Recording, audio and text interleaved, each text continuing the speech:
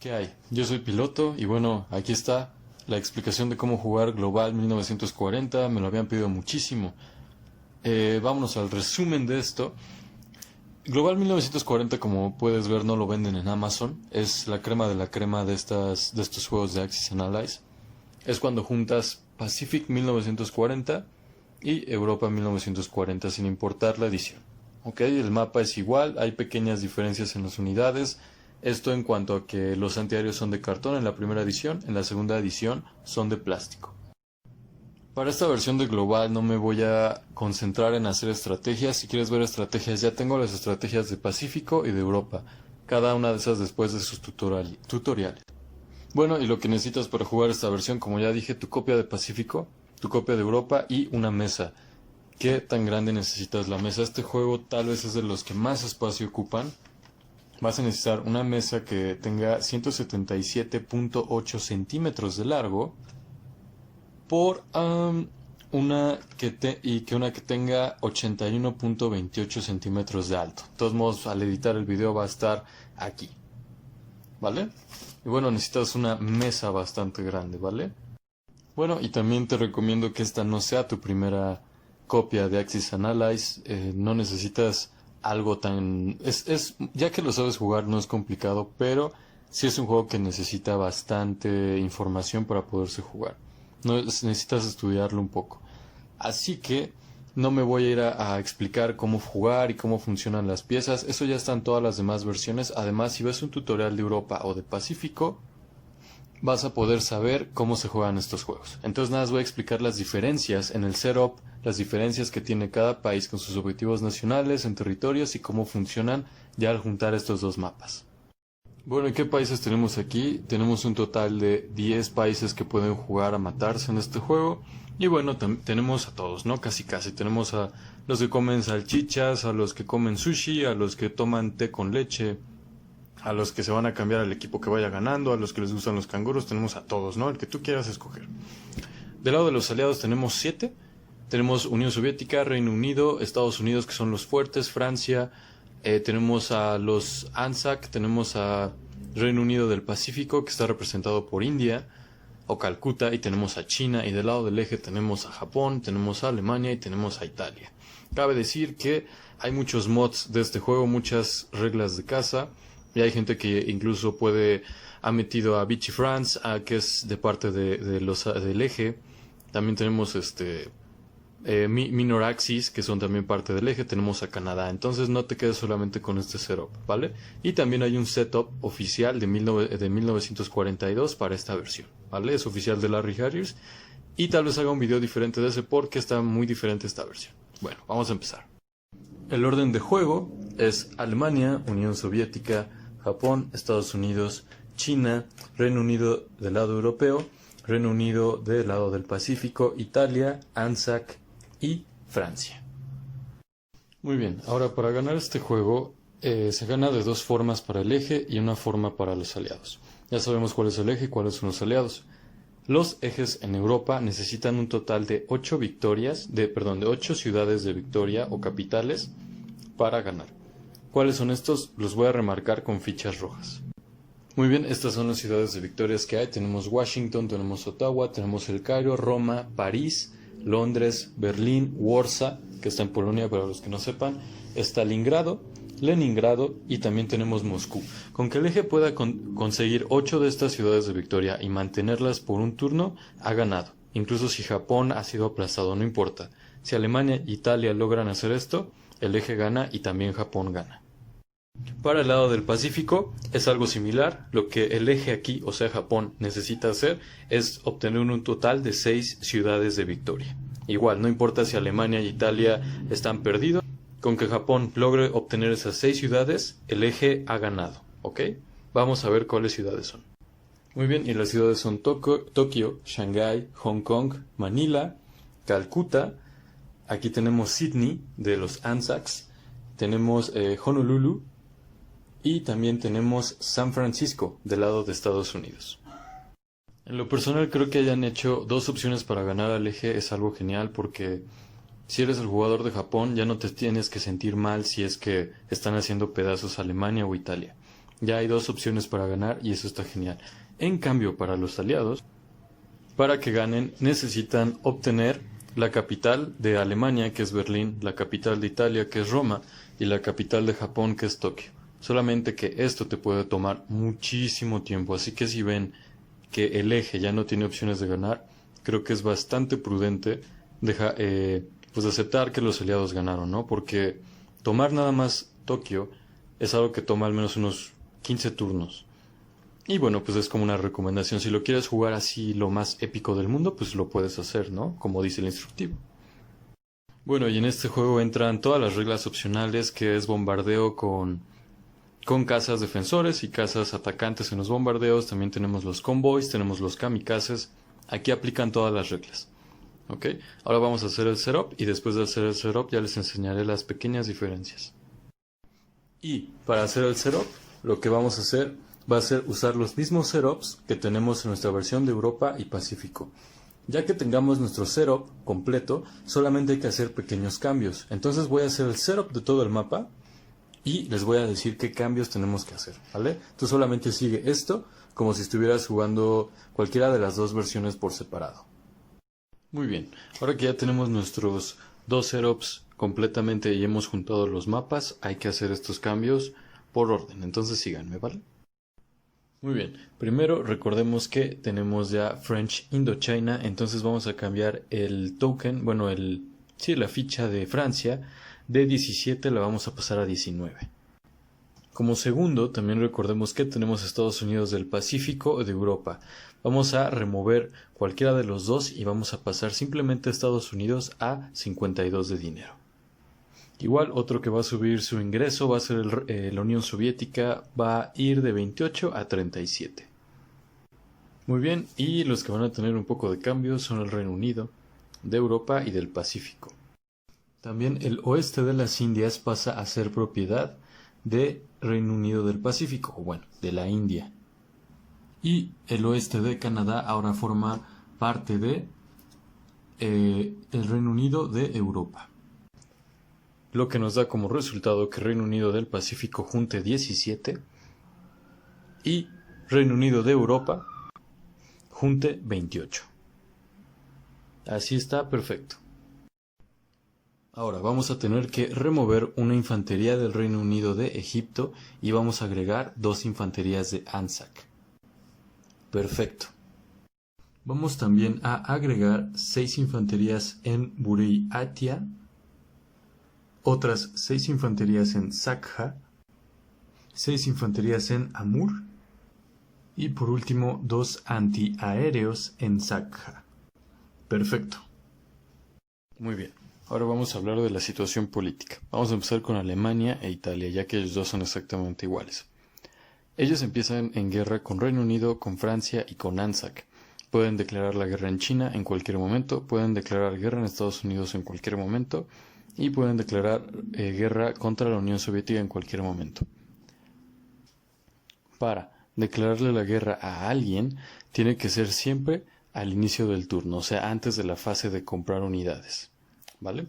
Ahora, para Japón, Japón empieza el juego en guerra con China y puede declarar guerra a cualquier otro país en cualquier momento. Él es libre de declarar guerra a quien quiera, ¿vale? Solamente con excepción de la guerra de lo que es Mongolia, que ya voy a hablar más adelante.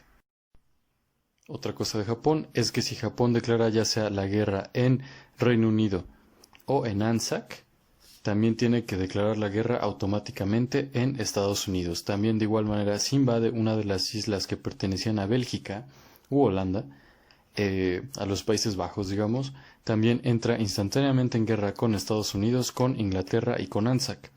Puede Japón declarar la guerra en Francia y no pasa nada. Solamente perdería un objetivo nacional, que ya voy a eso. Y eso es Japón.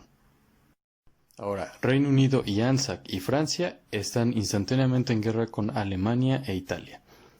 Ahora, aquí el truco es que si ellos también están ellos dos se encuentran en el Pacífico, si uno de ellos declara guerra en Japón, el otro instantáneamente se encuentra en guerra con Japón. Digamos, Anzac declara la guerra en Japón, ese mismo turno, Reino Unido, o bueno, para el siguiente que se mueva, ya sea Japón o Reino Unido, ya se encuentran en guerra. ¿Ok? De igual manera, si Reino Unido o Anzac pisan territorio de China, están haciendo una declaración de guerra contra Japón. ¿Ok? También Estados Unidos, si pisa China, estamos haciendo una declaración de guerra contra Japón, pero bueno, Estados Unidos no se puede mover tanto. ¿Ok? Sería pues alguna cosa que quiera declarar guerra entrando en China sin ya viendo después de haber pasado su tercer turno. Y después tenemos a China. China se encuentra en guerra con Japón. Nada más, no hay que hacer ahí. Ahora, otra cosa. Digamos que Alemania e Italia declaran guerra en China. Eso no quiere decir que por haberle declarado guerra a China ya se encuentren en guerra con Estados Unidos o la Unión Soviética. Es independiente. Estos países no tienen mucho interés el uno del otro. Si Japón o digamos Alemania declara guerra en la Unión Soviética, no por eso Estados Unidos va a estar en guerra con Japón o Alemania o Italia. ¿Me doy a entender? Ahora, la situación política de Estados Unidos. Estados Unidos, ahorita voy a hablar de cada país, de dónde se puede mover y a dónde no, pero Estados Unidos solamente puede declarar la guerra en cualquier país, a cualquier país del eje, si ha sido atacado por alguna de las razones que ya dije antes o directamente, o ya sea que haya llegado a su tercer turno en la fase de recolectar dinero. Antes de recolectar dinero, Estados Unidos en el tercer turno ya puede declararle la guerra ya sea a Japón, a Alemania o a Italia o a los tres. Y eso haría que instantáneamente declara la guerra y obtiene su dinero de sus objetivos nacionales en el mismo tercer turno. La Unión Soviética puede declarar la guerra a Alemania o a Italia después del turno número 4. En el turno número 4, a inicios antes del inicio del turno, antes de comprar unidades. Y también digamos que, por ejemplo, si Italia declara la guerra antes en la Unión Soviética no puede declarar la guerra en Alemania. Tendría que estar en guerra con Italia nada más. ¿Ok? Entonces, o sea, es lo mismo. La Unión Soviética no tiene un interés por andar declarando guerras hasta inicios de su turno número 4. Ajá. Independientemente de que si está en guerra con Alemania, no quiere decir que va a estar en guerra con Italia. Puede declararle la guerra después de este tiempo a Italia, pero no antes. Ahora, con Japón es una historia diferente. La Unión Soviética puede declararle la guerra a Japón cuando sea. ¿Vale? Puede ser en el turno número 1, turno número 2, turno número 3, cuando vea conveniente. Y el hecho de que esté en guerra con Japón no quiere decir que va a estar en guerra con Alemania ni con Italia. Muy bien, ahora las reglas de Mongolia. Mongolia funciona como un país neutral, diferente a todos los demás. ¿Ok? Entonces, digamos, aquí simplemente ocurren dos cosas. Si Japón invade la Unión Soviética, Mongolia se une a la Unión Soviética y esas 6 infanterías pasan a ser control por el jugador de la Unión Soviética, así como esos territorios pasan a ser parte de la Unión Soviética, ¿vale? Ahora, si la Unión Soviética ataca a Japón, ya sea Manchuria, ya sea Yehol, ya sea Corea, Mongolia dice, bueno, no está atacando Japón, así que no me uno. Entonces ese ataque haría que Mongolia no entre en conflicto con Japón y Mongolia queda impasable por el resto del juego. Muy bien, ahora vámonos a las diferencias que tiene cada país. Alemania, que es el primer jugador, no tiene ninguna diferencia. Después va la Unión Soviética, ya dijimos de las reglas de Mongolia, y después iría el jugador de Japón. Bueno, y aquí con Japón la única diferencia sería las reglas con Mongolia, y recuerden que si Reino Unido o ANZAC invaden China, sería una declaración de guerra de Reino Unido contra Japón, y estarían en guerra.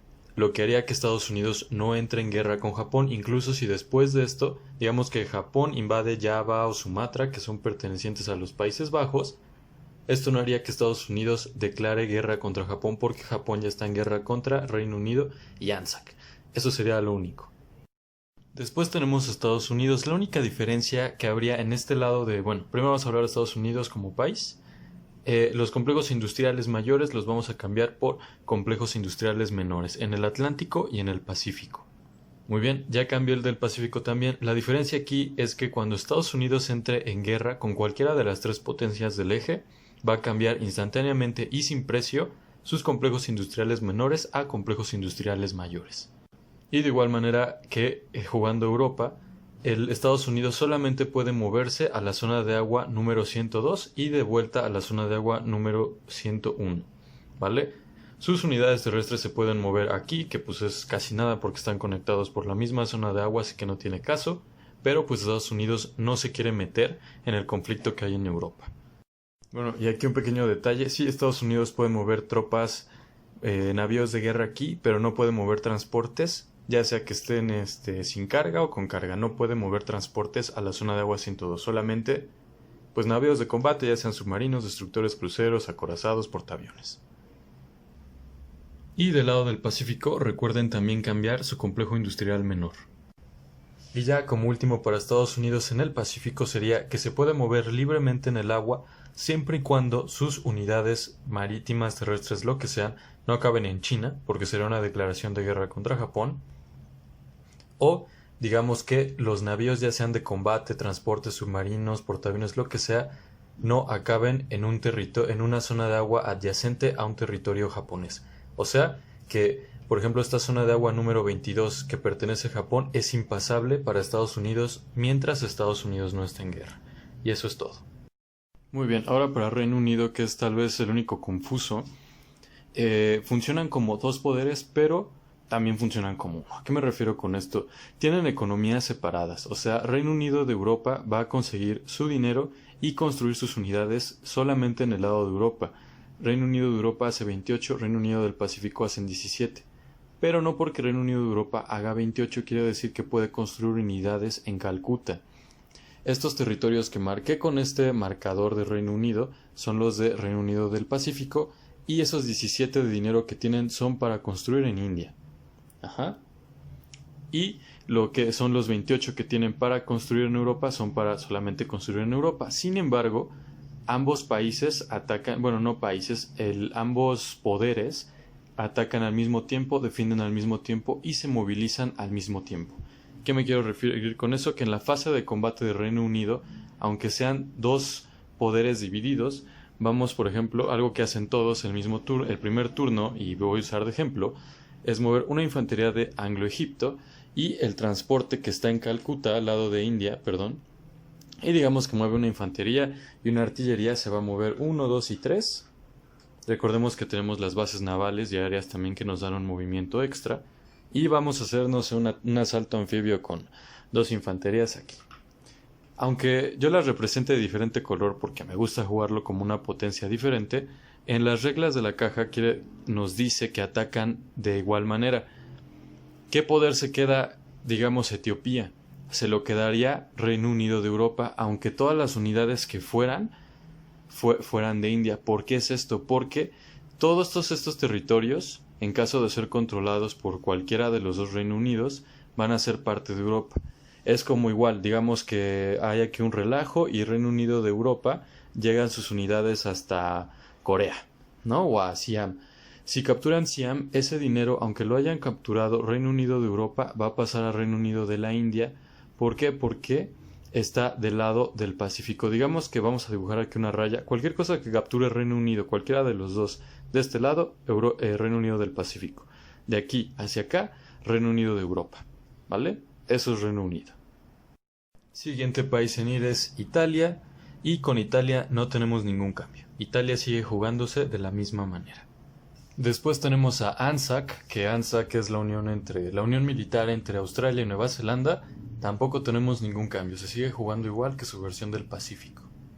Y después tenemos a Francia. Francia tampoco tiene ningún cambio. Nada más, ya como último también quisiera decir, recuerden que cuando una capital cae, todo el dinero que tiene guardado ese país pasa a manos del que lo capturó. Para cualquier capital que haya caído, ¿vale? Y bueno, esos serían los países. Y bueno, recordemos que también hay intereses en los países. Cada país tiene sus objetivos nacionales que vienen en el instructivo. En este momento estoy empezando a traducirlos y yo espero que, no justamente cuando suba el video, pero más adelante ya pueda tener el formato de cada objetivo nacional que tiene cada país en español. Hay países, por ejemplo, como Japón, que al no estar en guerra con Estados Unidos recibe 10 más de dinero. Igual tiene sus bases históricas y todo eso, ¿no? Pero bueno, entonces, objetivos nacionales, si sabes inglés, están en el instructivo en la parte de atrás. Si no, los voy a traducir y van a estar en un link en la descripción, ¿vale? Ahora, para tecnologías son las mismas que si jugáramos Europa o Pacífico 1940. Sí, ya las traduje al español y se encuentran en la descripción de Pacífico o Europa 1940 en esos tutoriales. No lo voy a transcribir porque en esta descripción voy a poner los objetivos nacionales. Al estar haciendo los objetivos nacionales también estoy traduciendo los de Europa y Pacífico, no son los mismos. La versión global de Axis and Allies tiene objetivos nacionales diferentes a los de sus versiones por separado y cambian drásticamente el juego, entonces también no vayas a cometer ese error. Bueno, y qué mejor manera de aprender el juego que si vemos a alguien jugar, ¿no? Así que voy a estar subiendo, no sé, unos 4 o 5 turnos, yo creo que sería suficiente de una partida en solo, de lo que es Global 1940, este monstruo de juego, tal vez de los primeros lugares en los que más ocupan espacio y se ven así súper épicos en una mesa, ¿no? Voy a estar subiendo un video de cada país, tal vez junte ANZAC y Francia en un video y tal vez también separe Reino Unido. A mí me gusta más jugar como Reino Unido del Pacífico, como si fuera un poder aparte del Reino Unido de Europa. Y bueno, eso ha sido todo. Yo soy Piloto, muchas gracias por ver. Por favor, si tienes alguna duda, ponla en la descripción del video. Te recomiendo fuertemente que también veas alguno de los tutoriales de Europa o Pacífico donde describo cómo se mueven y cómo pueden actuar cada una de las unidades. Bueno, yo me despido, soy Piloto y nos vemos hasta la próxima.